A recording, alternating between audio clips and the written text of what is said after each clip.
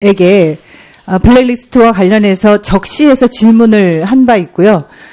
저는 당시에도 조윤선 장관과 정관주 차관이 이 블랙리스트와 관련이 상당히 있겠다는 그런 신빙성 있는 의심을 가지고 질문을 했었고, 그때도 이게 위증의 처벌의 근거가 될 수도 있겠다는 생각을 한 바 있습니다. 그래서 제가 당시에 오늘 좀 정리를 해가지고 왔는데요. 이렇게 질문을 했습니다. 지금 이렇게 문제가 되고 있는 블랙리스트 작성에 관여하거나 본 적이 없습니까? 이렇게 물었고, 장관과 차관 모두 전혀 없습니다. 이렇게 답변을 했죠. 조윤선 장관에게는 제가 재차 질문을 했는데 전혀 없다고 답변했습니다. 그냥 없다는 정도가 아니라 전혀 없다고 답변을 했고요. 지난해 12월 28일에 열린 우리 교문위 회의에서도 조윤선 장관한테 다시 확인을 했고, 여전히 조윤선 장관은 전혀 없다는 입장을 반복한 바 있습니다.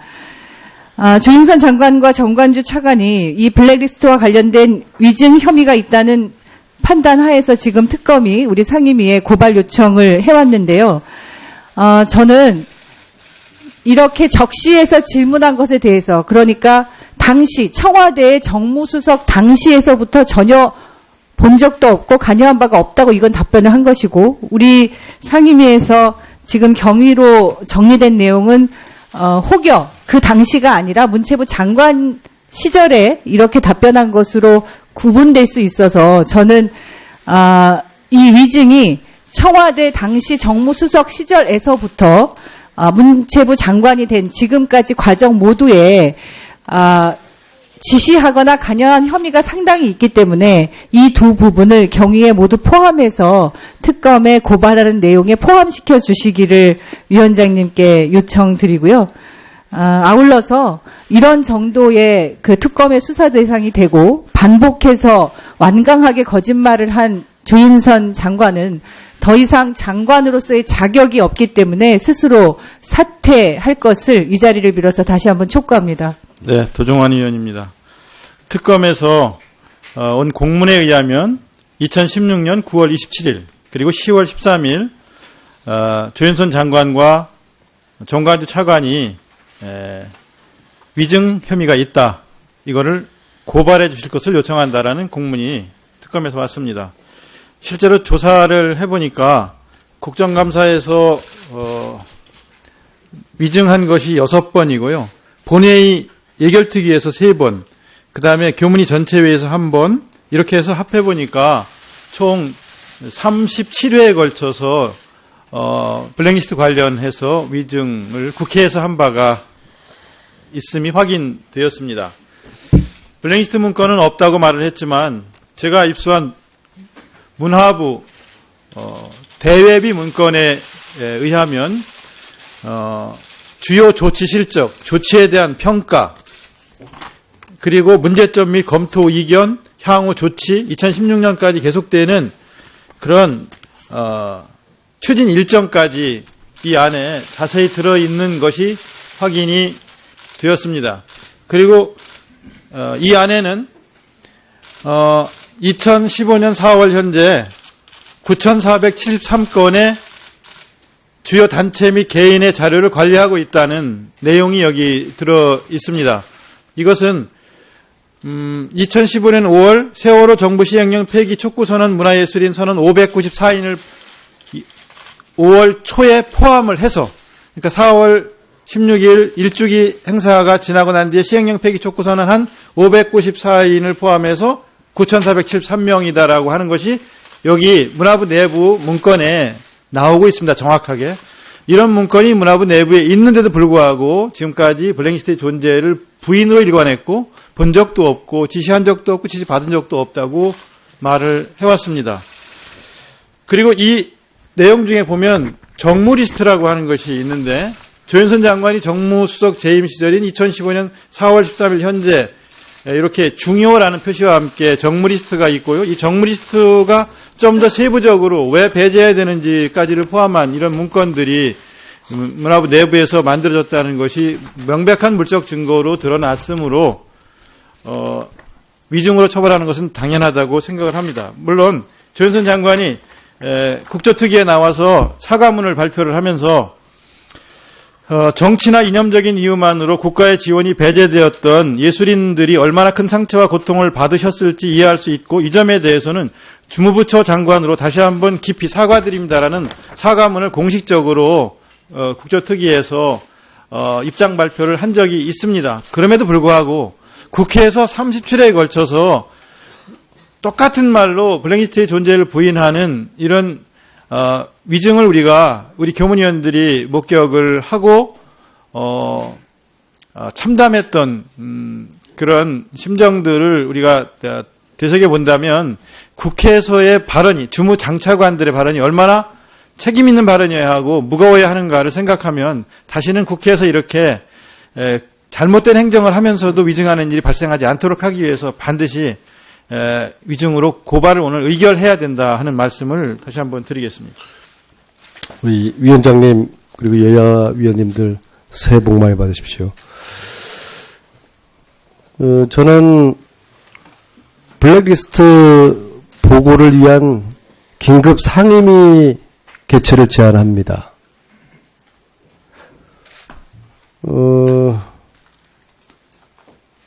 참 웃겨요. 이대 같은 경우에도 입시 부정이 자행되어서 정유라가 입학 취소가 되었는데 부정 입시를 주도한 교수는 아무도 없다는 거 아닙니까? 똑같아요. 블랙리스트는 존재했는데 블랙리스트를 누가 작성했는 범인이 없는 겁니다. 유령이 이걸 작성하지는 않았을 거 아닙니까? 특히 저는 이 최순실 국정농단 과정에서 블랙리스트의 범인을 못 찾고 누가 주도했는지 이게 미스테리로 현재까지 남아있는 이 문제 가로 속에 최순실을 집어넣으면은 이 퍼즐을 맞춰줄 수도 있다고 봅니다. 노란색만 보면은 기급을 한 최순실, 진보만 이야기하면은 몸소리치는 최순실이 저는 이 지시를 했을 가능성을 저는 유심히 보고 있습니다. 최순실이가 대통령에게 지시하는 지시를 했고 김기춘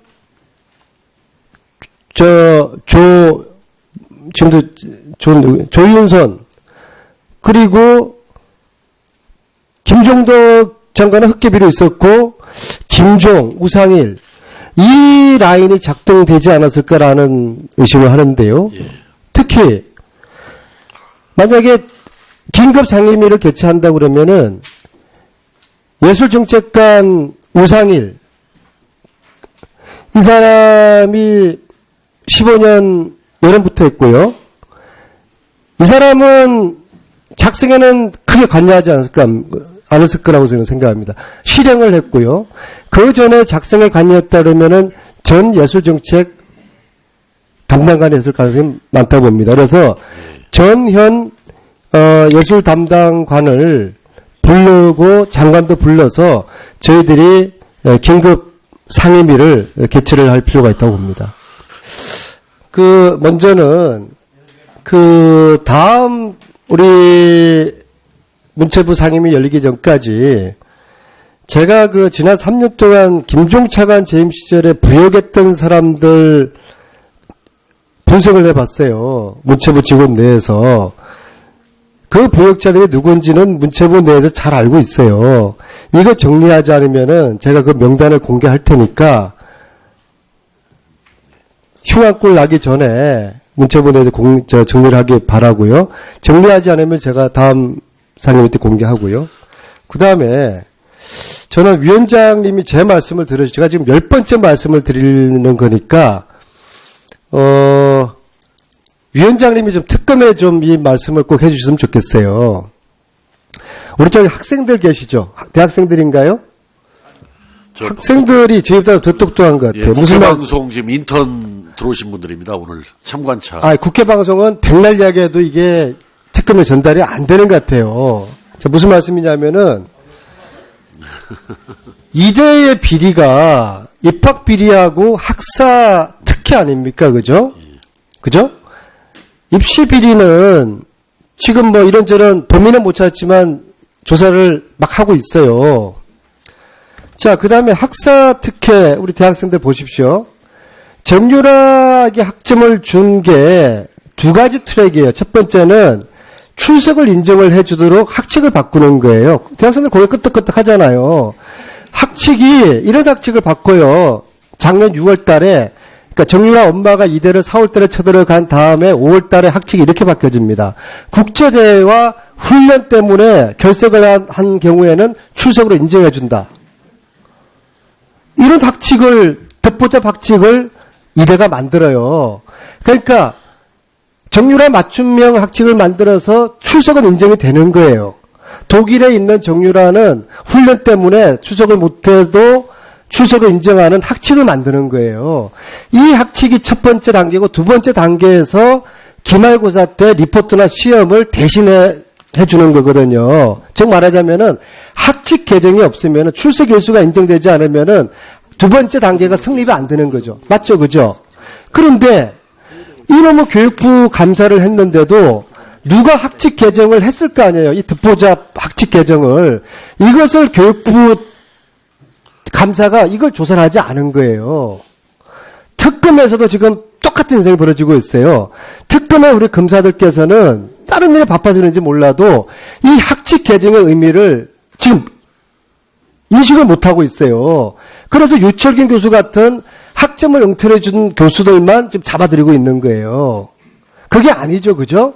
이 학칙을 누가 주도를 했는지, 총장이 주도를 해서 바꿨는지, 이 듣보자 학점을 김경수 학장이 주도를 했는지, 이 학칙을 바꾼 범인을 찾는 게 학칙 비리의 우선이지 않습니까? 그래요, 안 그래요? 그래서 지금 특검에서는 예. 누가 이 학칙을 개정을 하는 범인인지를 이걸 잡아야 되는 겁니다. 예, 잘 알겠습니다. 제가 10번